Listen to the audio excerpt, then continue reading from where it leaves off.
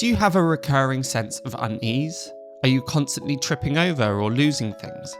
Do you find it difficult to finish projects that you maybe started months ago? Are you constantly distracting yourself to avoid becoming still? Or even feeling less connected to those around you? These things and many more are all signs that you're simply not grounded enough. In today's episode, we'll take a deep dive into the wonderful benefits of grounding and why it's essential in today's fast-moving and demanding environment. There'll be tips on noticing whether you're ungrounded and ways to bring it back into balance, and we'll be discussing whether there's a difference between mindfulness and grounding, and, of course, the usual banter from both of us. We hope you enjoy. Hi, Jamie. Hi, Fiongal. How are you? Oh, you know.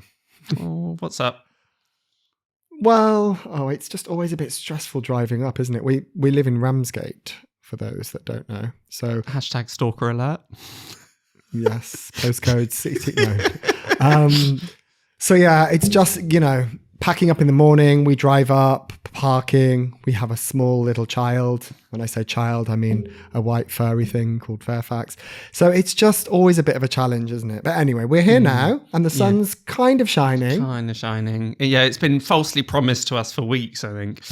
And you've How are caught you? the sun a bit. I have caught the sun. Oh yeah, because I was working from the garden yesterday without any sun cream on, which was very naughty, but I just wasn't expecting it to be so warm. Yeah.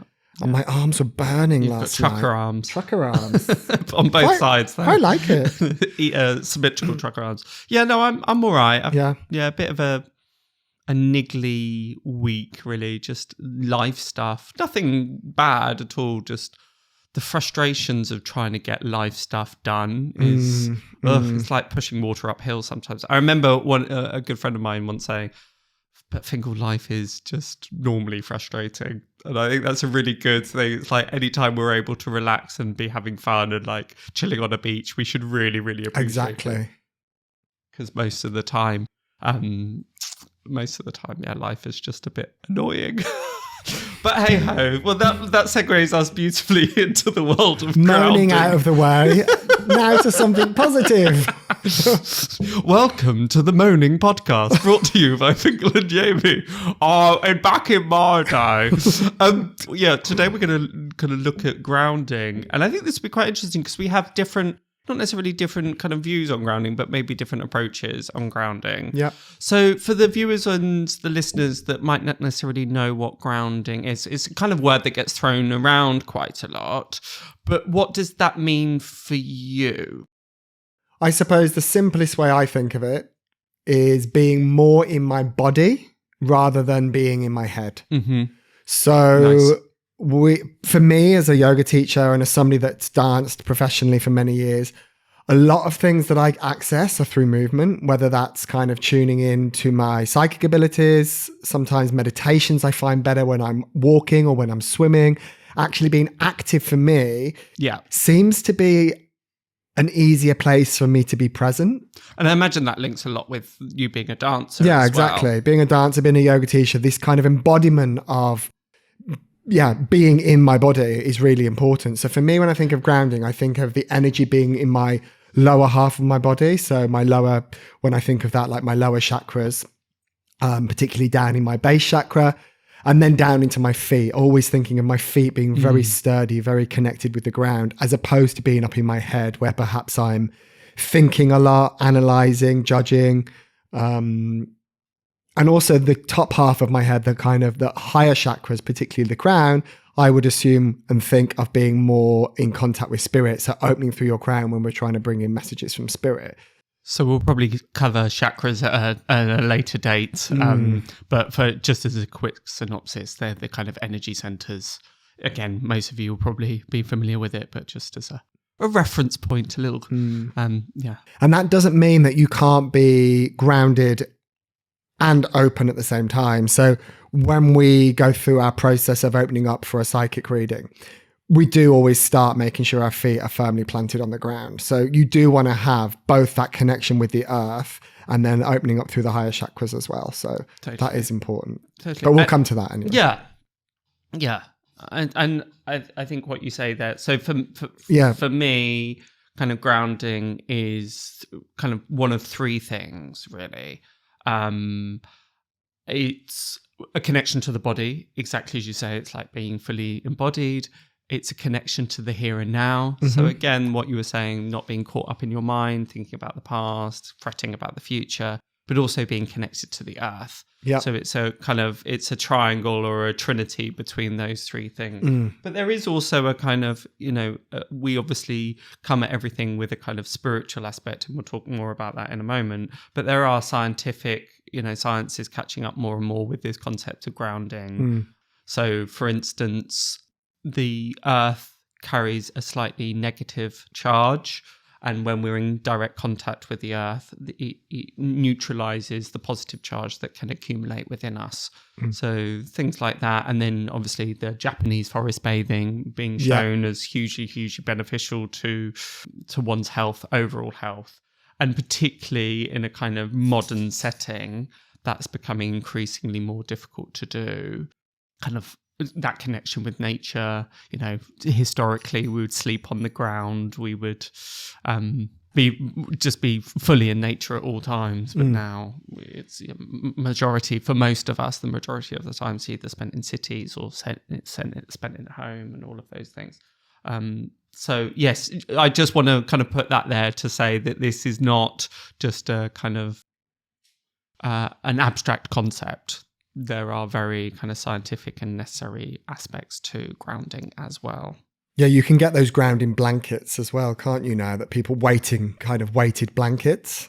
Again, that's all about grounding. And you can get something you lie on as well that has a kind of grounding pool. Like there's various tools and equipment as well now that you can use that feed into that idea of grounding. But I suppose the simplest way in terms of the physicality of grounding would be to take your shoes and socks off and actually stand on the earth, barefoot, right? When I teach my intuitive development or do my spiritual or psychic mentorship, one of the first tasks that I give people is find a tree that you're connected to, that you can regularly go and visit, go and sit by, put your back against the trunk, just kind of, in a way, we really are tree huggers, but there is a reason behind it, that being particularly in nature, but actually being with a tree is one of the most grounding things. Is that because the roots? Well, just trees by nature, it's partly because of the roots, but trees by nature are of the ground and they are connected to the ground. And they just carry this very, very grounded energy and this kind of stillness. I remember one time having a healing, and the healer said to me at the end, "Be more tree." And that really stuck with me, of this kind of... Yeah, it makes sense. Actually, and the wonderful thing, sometimes the misconception around grounding is that it's about becoming rigid, or, a lot of people feel that, and this is a common misconception around grounding, that grounding gives you kind of less, or perhaps makes life more dull or more rigid, or you're forced into not being able to be adaptive, let's say. But if you think of a tree, it's got these kind of sturdy roots that dig into the ground, but then they've got the branches that they're malleable, they're able to sway in the wind.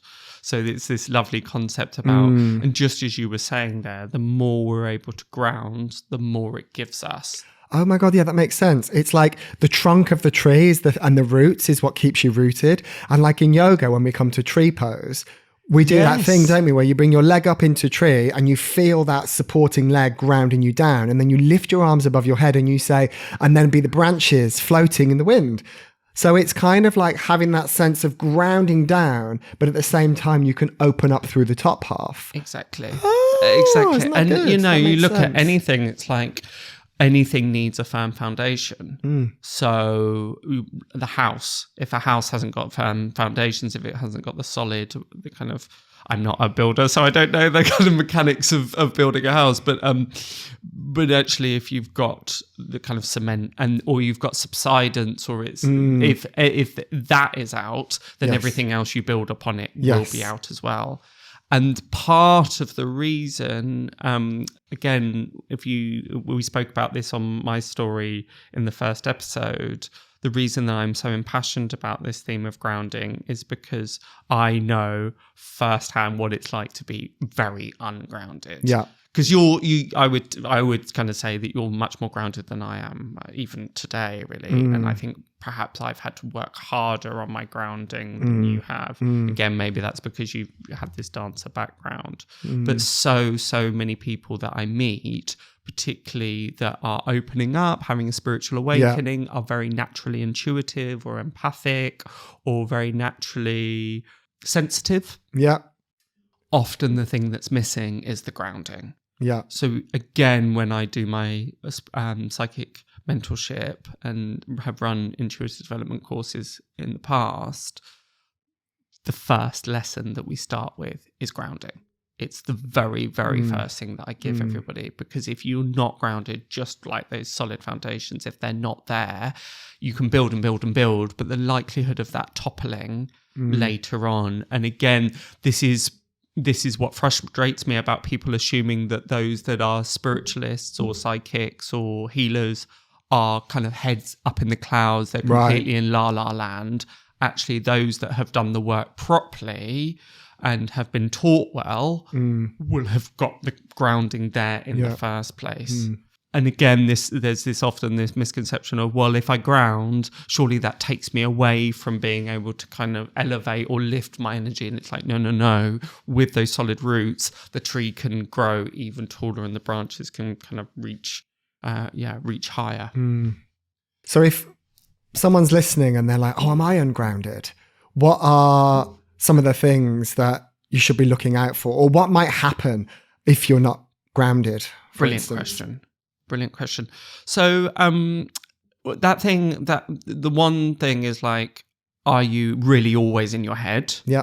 I remember my spiritual mentor once saying to me, particularly in the West, we're like dragon heads on snake bodies. So again, going back to what you were saying about not really being fully embodied, we're some people just seeing the body as a vehicle for the mind to travel around, and actually no, it's got to be symbiotic. So again, if you're really always in your head and you're kind of overanalyzing or dramatizing things, that can be a sign. Again, that thing about heads in the clouds, being a daydreamer. I know it sounds a bit cruel, but when I see people that are just completely in la-la land, particularly in this field, because it attracts, there's a kind of link there, I kind of want to shake them and go, ground, put this up in ground. Yeah. And often, sorry, I'll go back to the kind of list, but often the reason that people don't want to ground is because it forces you to look at your shit. Basically, it forces you to look at what is working, what isn't working, and being fully present in. Well, it's that thing, isn't it? We are, as much as we are spiritual beings, we are on earth. So if we don't connect to that sense of grounding, we've got time once we pass over to be completely head in the clouds. But for now, if we want to really take the most out of life, we have to find that balance between living here on earth and doing this work with spirit, right? So anybody that is working as a psychic, there's no point constantly living with just being with spirit the whole time, because you're not going to enjoy, you're going to miss what's happening right now in your life. And that will develop into illness. So this is, again, one of the big symptoms of being ungrounded. Just as I was talking before about that kind of, even from a scientific perspective, if you're not grounded, inflammation goes up through the system, your heart rhythm, or a plethora of issues arise, blood pressure issues, lots and lots of things. So accidents happen. People are like tripping over or clumsy. That's another sign. I remember you saying that to me once. That's always stuck in my head. Or you, maybe it was you. One of us was being clumsy and kind of tripping all over, dropping things. Like, stop. Take a moment, connect down to the ground. We do a little visualization, don't we? We do a technique where we have roots coming out the soles of our feet, again, linking to the idea of that tree, seeing it going down through the layers of the ground until it reaches that kind of very rich, healing soil at the center of the earth. And that's something you can do very quickly. Just take a moment to pause and do this visualization. Yeah. And actually, there is going to be a little bonus track at some point with a grounding meditation. So do look out for that later in the series. Going back to your kind of thing about kind of examples of what being ungrounded is, I'm sure we've all got that friend. Everything's a drama. They're dropping everything. They're always late. Yeah. Poor time management is a big sign of being ungrounded. I am very guilty of that. I'm like, oh, it'll only take me 2 minutes. Yeah. 3 hours later. I've now learned Fingal's 5 minutes is about, I don't know, what would be fair to say? 5 minutes to every hour? Something like that. It is getting better. It has got better. Marginally better. Because now you'll say, I'm going to be 5 minutes. And then you go, actually, no, I'm going to be 15 minutes. Yes. And I'm like, still 30. Yeah. But it's like better. But that thing, I'm pretty good at timekeeping in terms of if I'm meeting people. Meetings, exactly. All of that stuff. Other people's time. Yes. Except mine. But you're my husband. It doesn't count. Yeah. But yeah, we know those people that are really scatty. They seem to always be losing their keys. They just they open their handbag and all their stuff falls out. Jamie's rolling his eyes because I've lost my wallet. But, for the second time. Well, you know, I'm a busy boy. And it's a really beautiful wallet that I bought you. Really beautiful. It's got cash in it, all your cards in it, and it's a really beautiful, expensive wallet. So if anybody's seen a Com de Gosse on wallet anywhere, it's fine. But yeah, but that, again, that's right, because I have been so flustered and so kind of go at the moment. I am much more ungrounded than I usually am. So I am losing stuff. So it is usually a really big sign. But yeah, bumping into things is another one. What other signs of being ungrounded? Well, the big one for me, and this is what led me on this grounding journey, is fainting. Like your body saying, if you're not going to ground, I'm going to get you on the ground. So real kind of dizzy spells, drop of blood pressure, all of that stuff can be a real sign of being ungrounded. And any leg problems, I know that sounds a bit odd, but again, what you were saying with the base chakra and the feet chakras, all of that linking in. Because the thing with the base chakra is that that is our energetic recycling plant, just like our digestive system is kind of allows us to excrete what the body no longer needs. So too does the base chakra do that for us. So when we have a kind of blocked or under-functioning base chakra, which again is a lot to do with grounding, so this is when I'm talking about energetics here, we're not able to process that we're not able to discharge any waste product energetically. So we can feel really sluggish, we can feel really slow, we again quite bloated or just distended, or just things aren't moving really properly. So again, water retention in the legs, things like that. But again, signs of being ungrounded can be overeating as well. So it can kind of express itself in many, many, many ways. Yeah, it's that's the overeating thing's interesting actually, because it makes me think, like you can be very mindlessly opening the fridge, grabbing something or the cupboard and eating it. And you're not even thinking about what you're eating. You're just reaching for something, perhaps because hunger has kind of has taken over.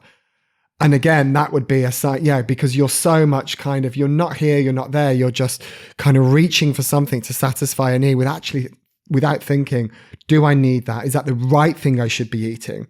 A whole nother subject, but that thing about being intuitive in terms of what you're putting into your body at a particular time. If you actually stop and think, is that going to be the best thing energetically for my body right now? Totally. If you are in a period of being not so grounded or there's inflammation in the body, you're not going to reach for something that's full of sugar, for example, because it's just it's like throwing fire on a... that's a really, adding fire really to a good flame, point. right? Yeah, because it's like caffeine is really ungrounding. Alcohol is obviously very ungrounding. So yeah, definitely from a dietary perspective, there are things we can do. And exactly as you say, if you're... and again, that goes back to what we were saying about being in the here and now, just taking that beat, taking that moment of going, actually, what do I need, rather than just what I'm kind of just going for without necessarily thinking it through. But yeah, one of the best ways to ground if you're feeling very, very ungrounded is to eat a small piece of food. Yes. particularly a square of dark chocolate is great. Yes. Any kind of dark leafy green vegetables, all of that stuff, anything that's kind of fruit, just that is really, again, if I've done quite a lot of readings back to back, that's always my go-to. It just brings me back in. Yeah, It absolutely. just kind of, right, okay, I'm slightly back in my body. Yeah. Looking to deepen your spiritual practice and holistic well-being? Then we have the answer. Here at the Wellness Foundry, we run spiritual retreats throughout the year in both the UK and abroad with an emphasis on luxury, community, and spirituality. Expect a soul-enriching blend of yoga, profound intuitive teachings, delicious food, all within an idyllic setting. Use code PODCAST5 at checkout and enjoy 5% off your booking. For more information and bookings, visit the website wellnessfoundry.co.uk/retreats or find out more on our Instagram at Wellness Foundry. Terms and conditions apply. So what are some of your techniques around grounding? Obviously, we've kind of spoken about yoga, but what tends to help you? Yeah, I would say yoga is probably my first port of call.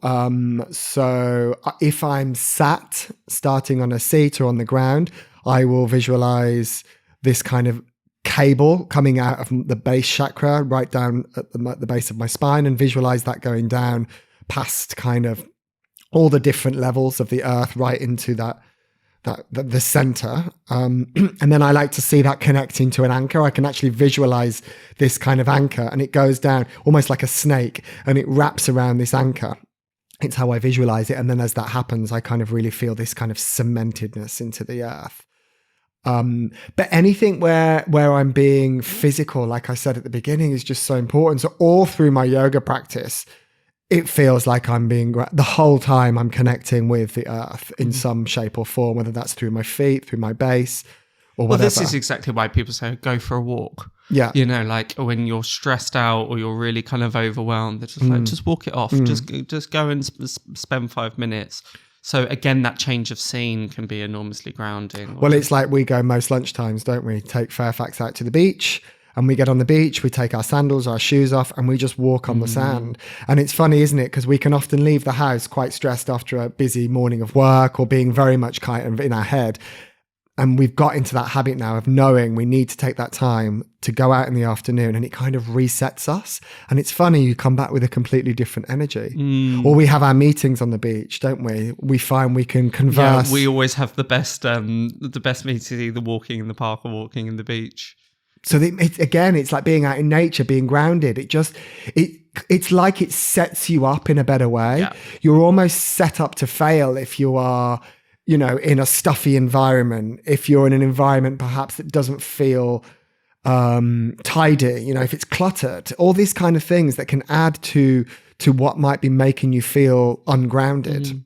It's funny you say that, actually, because I always see groundedness as the number 4 in numerology, because 4 is about stability, security, and structure. And what you were saying there about chaos is I always see as a number 5. So yeah, I don't know why that just kind of came in, but it's wherever that you are able to bring stability, security, and structure, I think are terribly, terribly grounding things. So things like routine is very, very grounding for us. And as you say, just having a kind of environment that feels like a sanctuary is really, really great. Again, you're probably smiling because I'm so messy. I told you I was ungrounded at the beginning. It's something that I've really had to work on over. And, for me, the process of grounding took years. Took probably about 3-4 years until I was like, okay, this is where I'm meant to be. I remember my mum saying to me, kind of quite late on in my spiritual journey, we're having a conversation. She said, yeah, you've always only had one toe on the ground. I thought that was such an interesting insight. I'd never seen myself like that, but having that reflected back, I was like, yeah, I really. And I remember one time sitting in a meditation and having a tree grow through me and coming out of the crown of my head. And I remember asking my mentor kind of what could that possibly meant, and him saying, well, you've grounded. You're finally here. You finally kind of come back into yourself. I remember one of my students for my intuitive development group, she again was struggling with her grounding, and she'd come up with these 3 affirmations, and I thought they were so kind of profound, so they just summarized grounding in such a beautiful way. It really, really stuck with me even today. And the 3 affirmations were: I am committed to being in this body, I'm committed to being on this earth, and I am committed to living this life I have chosen. And I particularly that last one for me is, so often we can get caught up in this headspace of, oh, I should be doing that, or this should be like that, or kind of this point of comparison, or wishing that somehow things were different. And for me, being truly grounded is about how things, from the French word actuellement, like actually, how they actually are, how they are in the present moment, how they are now, not this kind of escapism, not wishing that things were different. And I think the more we're able to go, hey, this is what I'm dealing with, this is the challenge. Again, going back to what we were saying right at the beginning in the intro of the kind of life frustrations, not just wanting them to be out of the way as quickly as possible. And again, you're much better at that than I am. I can kind of get very impatient with things and kind of just get frustrated that they're not happening in an immediacy. And that really ungrounds me. That takes me, that kind of spins me out immediately. And just as you said, I think life is so much more pleasant and easier if you're grounded, because you don't dramatize things. You don't wish that they were different. You don't wish that, oh, why is this happening? You just go, okay, this is what's being presented in front of me, and you just deal with it in a very kind of rational, calm, measured way. So is that a link with kind of surrender, the idea of surrender or acceptance as well? Yeah. Yeah, for sure. For sure. It's about, so often in our minds we can story tell, and either about the future we can go, oh, this is going to happen, and that's going to happen, and that's going to be an issue, and and then we come to the moment and none of that actually comes true. So actually, just being able to just surrender, be present, be still, deal with the things that are presented right in front of you. When I am able to do that, and I can only do that I might be really good at that for 2 days, and then it completely goes out the window because I'll have some kind of, the life will ramp up, or I'll have some kind of crisis, and then I move out. But actually, the times that I'm able to be in that space, I am by far much, much happier and much more just, it's fine, it's okay, we're going to kind of do. So is being grounded as well the same as being mindful? We've people may have heard of the term mindfulness because that's been really around now for a while. So if we're talking about being mindful or mindfulness, is that the same as grounding? Yes and no. Again, people listening to this might disagree with what I'm going to say next, and that's fine. The thing with me is mindfulness implies the mind. Right. And groundedness for me is more, it's a kind of, again, what we said a bit about a trinity between being in the now, being connected to the earth, and being connected to your body. So it's a bit more of a connection between mind, body, and spirit for me, right. Groundedness. Yeah. Whereas mindfulness is more about a kind of training of the mind about being in the now. Right. So it's a bit like a Venn diagram. There is a lot of crossover, but I do feel that but I suppose one might argue that mindfulness is also being about embodied and actually understanding what's going on with you right in the moment. So, in mindfulness techniques, they often use the breath, don't they? To kind of bring it back to the now. Well, I was about to say that's the other tool I would use to try and get present is the breath. I mean, it is just the most amazing thing to bring everything in, to slow everything down, deep diaphragmatic breathing. And I suppose meditation, I would say that must be a big part of your practice, is meditation in terms of grounding. Well, interestingly, for me, as I mentioned on the kind of previous podcast, I'm an erstwhile Buddhist, so I was practicing meditation. I still practice meditation today, but in the Buddhist tradition for about 8 years. And what was happening in my meditation is I was actually lifting the energy up, up, up, up, up, up. So I was becoming more ungrounded as I was meditating. So again, when I was on retreat, that's why I was still fainting, because I wasn't able. It's just like you said, if you've got a really strong root and you've got that foundation, you're able to reach higher. And all I was doing was reaching higher without that firm foundation. So now, yes, meditation is part of my grounding exercise, but I had to get there.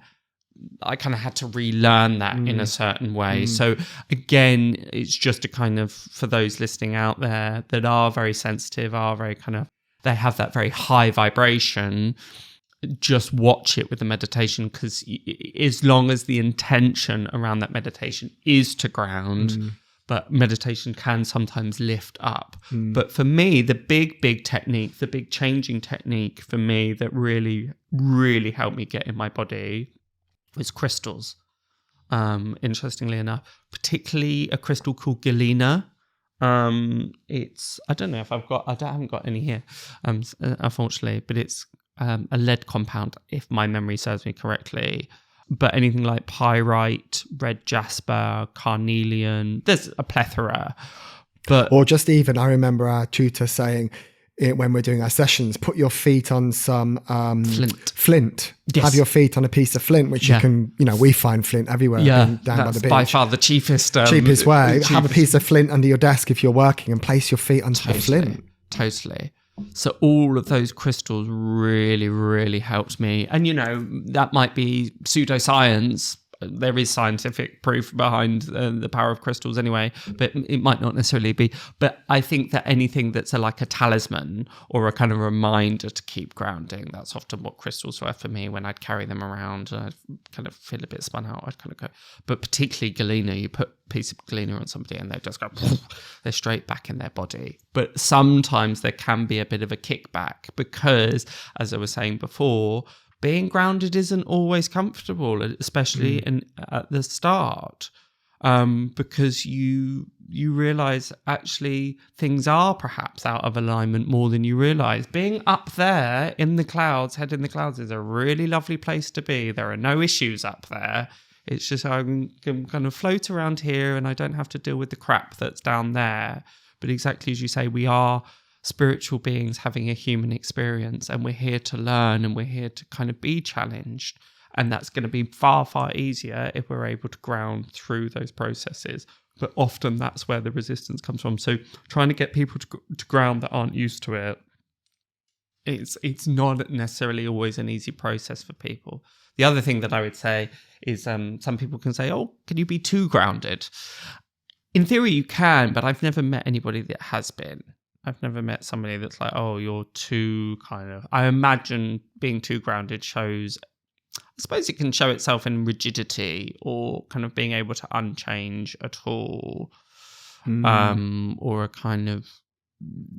being kind of stuck is kind of how I would say it. A lack of adaptability and malleability. But in all my time of doing this work, I don't think I've ever met anybody that's too grounded. So how often should we be grounding during the day then? If obviously we should be grounded the whole time, but if we notice we're not, like, should we take a moment to ground? What would you suggest we do in terms of the process of grounding? Before you say that, the first thing I think of is before you leave the house, right? The first thing you want to do is before you leave the house. If you're going out to work, ground before you step out of your door should be your first port of call, I would imagine. But what else?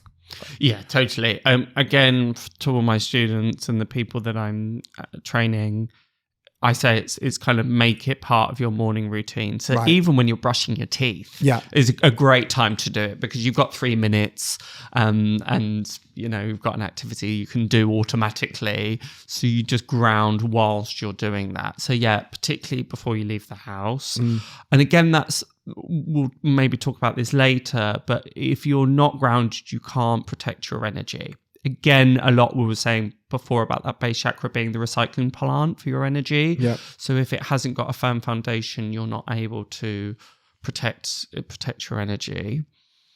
So that's again why it's really important to do that before you go out into the wide world. But exactly as you say, we can just drop it in. A lot of being mindful, to go back to that word, is not so much about being in this Zen state of, maybe that's what we're aiming for, to become enlightened, but actually being mindful is recognizing those times that you are ungrounded and you take yourself back. That is mindfulness in action. So it's just noticing, oh, okay, I'm a bit kind of spun out here, or I'm a bit caught up in my emotions, or I'm a bit heady, or I'm a bit kind of go. You know, it's interesting sometimes when I have clients that I'm doing readings for, they rush to get to the session because the bus was running late, or they've just been having a lot going on. The first thing I do is just spend 30 seconds just grounding them, bringing them back. So as we go through our day, just kind of be reflective, be mindful, and just kind of sit there and go, right, okay, I'm gonna. And again, this is why I would say carry a talisman, or have something sitting on your desk, or just any kind of small reminder and trinket that will kind of, or just when you see it, it's a visual cue to, okay, am I grounded? Should I kind of? Or I suppose you could think, if there are key moments during your day, like perhaps you're going into a really important meeting, and just instead of charging into the meeting, take 5 minutes before to ground. And notice if that changes how you feel in that meeting, you know, whether that's breath work, whether that's the visualization technique, whether that's a little mini meditation, whatever it is that works for you. Take those 5 minutes before those key points in your day and notice how that shifts what happens. Because it'd be really interesting to see, like, going into something without grounding and then going into something being grounded. And what the outcome of that situation is. Does that change? Absolutely. I just want to pick up back on something that we were talking about before, in terms of a lot of what I see with people that are having their spiritual awakening, or are naturally quite psychic, or very empathic or intuitive, you know, most or other people besides, they can often feel that when they have been very open, when they have been very empathetic, when they have been working intuitively or healing or doing any kind of mystic practice or spiritual practice or whatever it might be, remember to ground afterwards. You ground before and you ground afterwards. It is a cyclical thing. Remember to come back. Because when we're lifting our energy, and again, this may even apply just those times that you get really excitable and really kind of, this is kind of thing.